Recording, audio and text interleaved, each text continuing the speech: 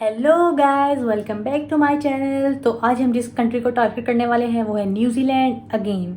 तो हम जिस स्कॉलरशिप की बात कर रहे हैं वो हमें न्यूजीलैंड की यूनिवर्सिटी ऑफ वाईकाटो की तरफ से मिल रही है, जो कि है vice chancellor international excellence scholarship, जो कि हमें 15,000 न्यूजीलैंड डॉलर दे रही है स्कॉलरशिप के तौर पर, और न्यू इनरोलमेंट स्टूडेंट्स को।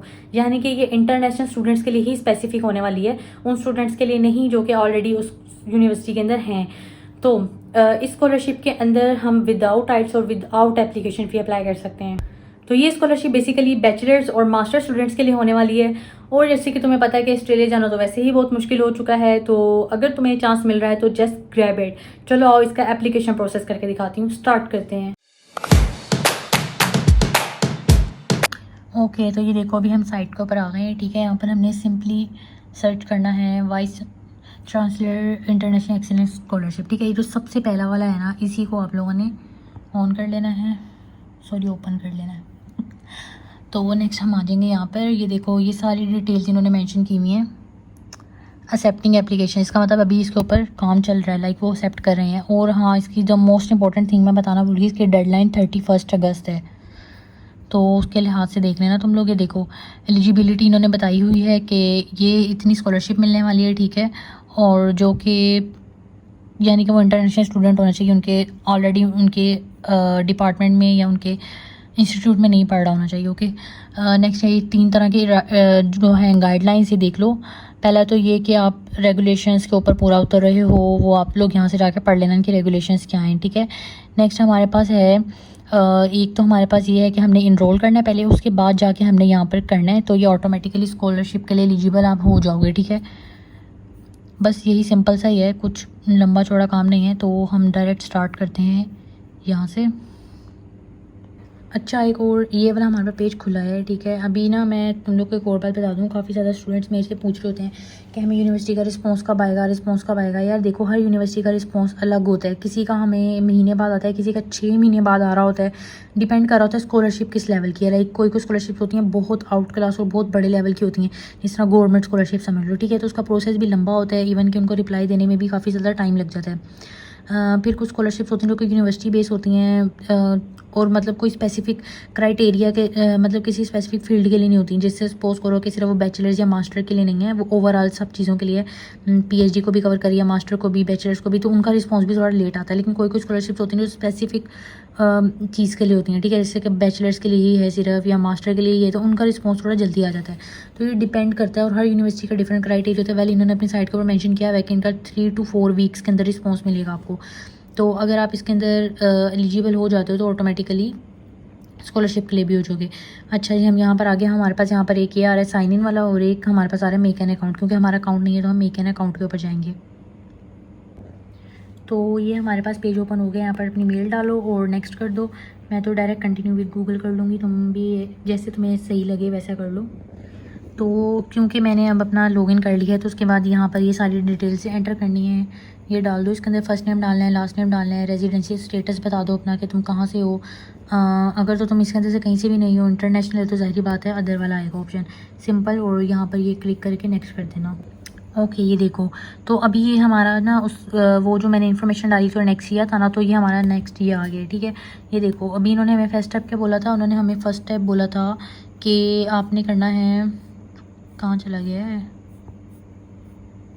ओके, तो ये देखो उन्होंने हमें फर्स्ट स्टेप बोला, सॉरी सेकंड स्टेप बोला था कि आपने एप्लीकेशन में इनरोल करना है। ठीक है, नेक्स्ट उन्होंने क्या बोला था कि आपने अप्लाई यूजिंग माई वाई कार्टो वाला, मतलब आपने ये करना है। ठीक है, तो अभी आप यहाँ से चाहे डायरेक्ट अप्लाई कर लो वो करने के बाद, वरना यहीं से कर लो। ये देखो साइन इन टू माई वाई कार्टो, डायरेक्ट उसी के अंदर हमें लेके जा रहा है, यानी कि सेकेंड स्टेप की तरफ। तो हम नेक्स्ट आ चुके हैं ये वाले पेज के ऊपर, सही है। तो गाइज़ मैं तुम लोगों को एक बात कहना चाहती हूँ, रियली सॉरी यार, तुम लोग को एक मेरे से मिसअंडरस्टैंडिंग हो गई। वो ये कि जो लास्ट वीडियो मैंने डाली थी रोड स्कॉलरशिप वाली, उसके अंदर मैंने ये बोल दिया कि वो बैचलर्स के लिए है।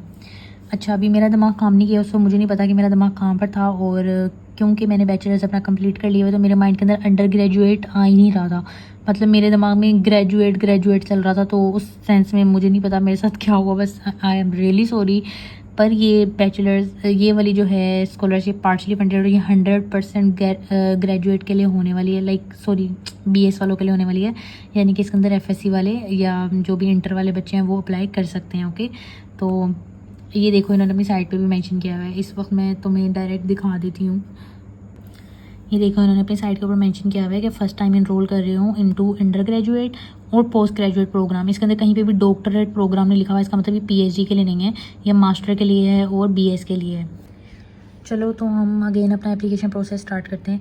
ये देखो पहले तुम्हें पता है कि हम ये वाले पेज के ऊपर आ गए थे, अभी हमने जाना है यहाँ पर ये स्टार्ट एप्लीकेशन वाले पे, एंड नेक्स्ट हम ये करेंगे apply for a new qualification, और नेक्स्ट हम ये वाले पेज के ऊपर आ जाएंगे जहाँ पर हमने अपनी सारी इन्फॉर्मेशन पुट करनी है। ओके, तो ये देखो यहाँ पर तुमने अपने टाइप ऑफ क्वालिफिकेशन डालनी है। अगर तो तुम बैचलर डिग्री के लिए करना चाहो तो बैचलर लिखोगे, और अगर तुम मास्टर के लिए करना चाहो तो मास्टर लिखोगे। जिस तरह के मैंने बैचलर्स कर लिया है तो मैं कहूँगी कि मैं मास्टर डिग्री के लिए अप्लाई कर रही हूँ। लोकेशन इसके अंदर डाल देते हैं हम। यहाँ पर ना ये 3 लोकेशन है जहाँ पर ये लोग मतलब करवा रहे होंगे। ये इनके 2 कैंपस के लोकेशन और एक ऑनलाइन। तो वेल हम इनमें से कोई एक सिलेक्ट कर लेते हैं। तुम लोग देख रहे हैं तुम लोग को जो सा भी सूटेबल लगेगा। नेक्स्ट हम 2026 के लिए करना चाह रहे हैं, 27 या जो भी सीन है, ठीक है। तो मेरे ख्याल में तो ये 2027 के लिए हमें करना चाहिए, क्योंकि 2026 तो वैसे ही ऑलमोस्ट एंड हो चुका हुआ है, लाइक मिड हो गया हुआ है। तो बाकी तुम लोग देख लेना जैसे तुम लोग को सूटेबल लगे, जिसके लिए भी करना चाह रहे होगे। अच्छा, यहाँ पर तुम डायरेक्ट कीवर्ड लिख कर अपना कोर्स सेलेक्ट कर सकते हो, वरना देखो इन्होंने नीचे ये इतनी ज़्यादा पूरी डिटेल्ड लिस्ट दी हुई है जो कि जहाँ से जाके तुम अपना कोर्स सेलेक्ट कर सकते हो। अच्छा, इसके लिए ना देखो ये मास्टर के कोर्सेज़ हैं, ऊपर पोस्ट ग्रेजुएट के, ग्रेजुएट डिप्लोमा इन ये वो। अच्छा, अब ये जहाँ पर आएगा ना ग्रेजुएट डिप्लोमा इन, ये वाले वो सारे कोर्सेज़ हैं जो कि हैं बैचलर्स के लिए, ठीक है। तो यहाँ पे तुम लोगों ने अपना बैचलर वाला प्रोग्राम सिलेक्ट करना है। नहीं, बल्कि इसके अंदर नहीं आएगा, बल्कि तुम जब ऊपर ऑटोमेटिकली अपना डालोगे ना, यहाँ पर जब यहाँ पर तुम बैचलर डिग्री सेलेक्ट करोगे तो नीचे ऑटोमेटिकली वो बैचलर्स के कोर्सेज शो करवा देगा। फिलहाल ये मास्टर के चेक करवा रहे हैं। ओके, हम यहाँ पे कीवर्ड भी डाल के चेक कर लेते हैं, मैंने जिस तरह करना है कंप्यूटर के लिए। तो यहाँ पर देखते हैं, कंप्यूटर का पूरा ही डालना पड़ेगा यार। तो ये देखो यहाँ पर एक कंप्यूटर साइंस का दिखा रहा है, ये वाले कोर्सेज अभी फ़िलहाल के लिए अवेलेबल है। रिसर्च है, ये भी रिसर्च है, और जहाँ पर रिसर्च नहीं लिखा हुआ इसका मतलब ज़ाहिरी सा ये है कि वो ये हमारे पास होने वाला है, रिसर्च के वगैरह वाला कोर्स वर्क होने वाला है। ओके, तो सपोज करो इसके अंदर हम कर लेते हैं अप्लाई, नेक्स्ट आ जाएगा। ओके, अभी वो देखो वो बता रहा है तुम लोग को, यानी कि अगर हम 2027 सेलेक्ट करते हैं तब भी उसने हमें बता देना था कि हमारे पास कौन सी वाले इनटेक हैं। जिस तरह मैंने अभी 2027 सेलेक्ट किया था तो वो मुझे बता रहा है इसके अंदर 2 इनटेक्स आ रही हैं, एक मार्च वाली और एक जुलाई वाली।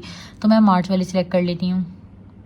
अच्छा, कोशिश किया करो कि जहाँ पे भी अप्लाई किया करो फर्स्ट इनटेक के लिए क्या करो, क्योंकि सेकंड इनटेक के अंदर वो वाले बच्चे लेते हैं लाइक जो उनके पास सीट्स अवेलेबल होती हैं, लेकिन मतलब जो एक्स्ट्रा सीट्स अवेलेबल होती हैं, मतलब समझ रहे हो। लेकिन जो फर्स्ट वाले होते हैं ना वो उसके अंदर ज़्यादा सीट्स होती हैं, तो उसके अंदर सिलेक्शन के चांसेस ज़्यादा होते हैं। अभी देख लो यहाँ पर इन्होंने पूरा पाथ बताया हुआ है। ये करते करते एंड पर जाके हमने अपनी एप्लीकेशन सबमिट करनी है। पर्सनल डिटेल डालेंगे, कॉन्टैक्ट डिटेल डालेंगे, एजुकेशन डालेंगे, डॉक्यूमेंट्स डालेंगे और डिक्लेरेशन। चलो बाकी सारा प्रोसेस देख लेते हैं। ओके, तो यहाँ के कंफ्यूज मत होना कि देखो इन्होंने ये प्रेफरेंस का क्यों दिया हुआ है। ये देखो उन्होंने ऊपर मेंशन भी किया हुआ है कि वो जो आपकी पहली प्रेफरेंस होगी ना उसके लिहाज से वो आपको लेके चलेंगे, यानी कि इसका मतलब ये हुआ कि तुम इसके अंदर 3 प्रेफरेंसेस तक ऐड कर सकते हो एप्लीकेशन, यानी कि तुम 3 प्रोग्राम के अंदर अप्लाई कर सकते हो अलग अलग एप्लीकेशन बना के, ठीक है। सेम वे में एप्लीकेशन रहेंगी। तो मैं कहूँगी कि जी है ही मेरा फर्स्ट प्रेफरेंस। नेक्स्ट है सेव एंड कंटिन्यू। तो ये हम नेक्स्ट पेज के ऊपर आ चुके हैं जिसके अंदर हमारी सारी पर्सनल डिटेल्स होने वाली हैं। तो इसके अंदर तुम अपनी पर्सनल डिटेल डाल दो सारी। ये सेकंड नेम मेरा है नहीं, लास्ट नेम मेरा। ओके, प्रीवियस फैमिली नेम डाल दो इसके अंदर, बाकी अपने डेट ऑफ बर्थ ये सारा डालने के बाद यहाँ से नेक्स्ट सेव एंड कंटिन्यू करो। तो ये देखो यहाँ पर ये नेशनल स्टूडेंट नंबर आ रहा है, इसको तुम स्किप कर दो, ये हमारे लिए भी नहीं है फ़िलहाल के लिए। ओके, नेक्स्ट उसने हमसे पूछा है कि क्या आप न्यूजीलैंड में रहने वाले हो अपने स्टडी के दौरान। यकीनन हम रहने वाले हैं, तो इसको येस कर दो, क्योंकि पीछे अगर तुम्हें याद हो तो उसने तुमसे मोड पूछा था कि तुम ऑनलाइन करने वाले हो या फिर ऑन कैंपस करने वाले हो, इस वजह से वो कंफर्मेशन मांग रहे हैं। ओके, तो ये प्रेफर्ड स्टडी मोड हमारा होने वाला है कंप्लीट प्रोग्राम ऑन कैंपस, और यहाँ से अपना सिलेक्ट कर लो country.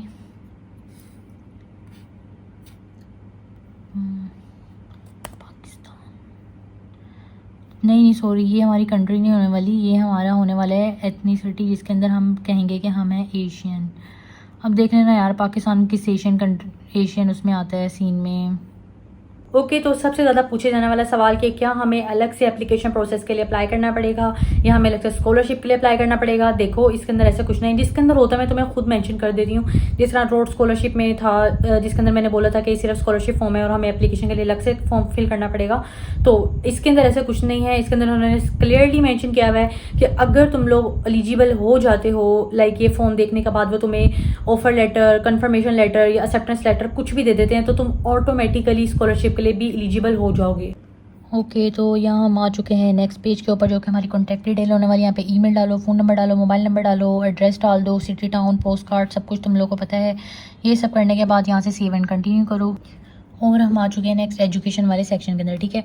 Are you currently at secondary high school, तो यहाँ पर कर दो अगर तो तुम सेकेंडरी हाई स्कूल में हो तो येस कर दो, वरना नो कर दो।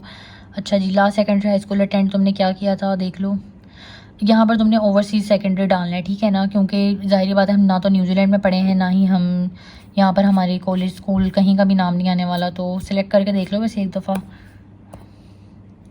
नहीं आने वाला तो ठीक है, तुम यहाँ पर ओवरसीज़ डाल देना अगर तुम्हारे यहाँ पर इंस्टीट्यूट का नाम नहीं आ रहा तो। और हाईएस्ट डिग्री तुमने क्या की हुई है, ओवरसीज़ क्वालिफ़िकेशन करना, ठीक है। और last year of secondary high school जो तुम्हारा था वो डाल देना, जिस तरह कि मेरा जो था वो 2025 थी मेरी लास्ट डिग्री, तो मैं 2025 डालूँगी। ओके, नेक्स्ट जो है ये सब करने के बाद यहाँ पर कर देना सेव एंड कंटिन्यू। तो ये हम नेक्स्ट साइट पर आ चुके हैं, जिसके अंदर हमारे पास ये आ गया है एजुकेशन से नेक्स्ट के एडिशनल इन्फॉर्मेशन है इंटरनेशनल स्टूडेंट के लिए कि वो कैसे अप्लाई कर रहे हैं, ठीक है। या तो वो स्टूडेंट है जो किसी ने उसको स्पॉन्सर किया है वो, या फिर वो ऐसा स्टूडेंट है जो कि स्कॉलरशिप मिली है उसको फ्रॉम अ पार्टनर इंस्टीट्यूशन, मतलब ये सारी चीज़ें हैं, ठीक है। अगर तो इसमें से कुछ भी नहीं है तो तुमने सिर्फ नन ऑफ अबव लगाना है। यहाँ पर अपनी तो तुमने है अपनी कंट्री सेलेक्ट करनी है, यहाँ पे सिटी सेलेक्ट करनी है एंड यहाँ पर नेक्स्ट कर देना है सेव एंड कंटिन्यू। और ये हमारा है डॉक्यूमेंटेशन वाला, ठीक है। यहाँ पर हमने डालना है स्टूडेंट स्टेटमेंट आने वाला है। और ये यार ये पता नहीं, मुझसे डीएम में 2-3 बच्चे पूछ रहे थे कि हमें कैसे पता लगेगा हमने कितने वर्डिंग का, ये कितने पेजेस का बनाना है स्टेटमेंट ऑफ पर्पस, ठीक है। ये देखो, और मैंने तब उस बच्चे को ये बोला भी था कि हर साइट का ऊपर मेंशन होता है कि आपको कितना डिटेल्ड चाहिए, यानी कि यहाँ पर मेंशन किया है कितना, सिर्फ 200 से 300 वर्ड्स के दरमियान में होना चाहिए, इससे ज़्यादा लेंथी नहीं होना चाहिए, ठीक है। और वो बनाने के बाद यहाँ पर वो डाल देना स्टूडेंट स्टेटमेंट के अंदर। आइडेंटिफिकेशन के अंदर तुम यहाँ पर अपना डाल देना, पासपोर्ट डाल देना, देखो उन्होंने लिखा हुआ है, या फिर बर्थ सर्टिफिकेट अगर पासपोर्ट नहीं है तो यहाँ पर डाल दो सेकेंडरी हाई स्कूल स्टडी। यहाँ पर तुमने जो सा भी अपना हाई स्कूल स्टडी किया है, यानी कि अगर तो तुम बैचलर्स के लिए अप्लाई कर रहे हो तो तुम अपना एफएससी जो भी इंटर का होगा वो डालोगे, और अगर तुम मास्टर के लिए कर रहे हो तो बीएस का डालोगे। नेक्स्ट इंग्लिश प्रोफिशेंसी, अब ये भी ध्यान से देख लो, फिर बाद में तुम लोग मुझे आके मैसेज में कह रहे हो तो कि आइल्स मेंशन है, आपने कैसे बोल दिया आइल्स के बगैर कर सकते हैं।